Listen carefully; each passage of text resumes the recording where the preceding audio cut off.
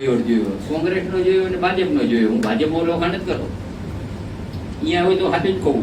હમણાં થાંભલા પર હોય તો મારું વજન 2 કિલો ઘટી ગયું. કીધું ને અહીંયા એ બોલ્યો ને. અને અહીંયા રજૂઆત થાંભલામાં તમને હજી 90 લાખ છે. આટલું દેખા પછી 80 લાખ રૂપિયા એક થાંભલાને આપવાના. બોલો કેટલા હમણાં બોલ્યા? કેટલા? 70 લાખ રૂપિયા વાઇટના થાંભલો તાર. જમીન તો અમે લઈ નથી જવાના. એટલે જેમ અમે આમ સોબરીને ધોકા વધારે મારે.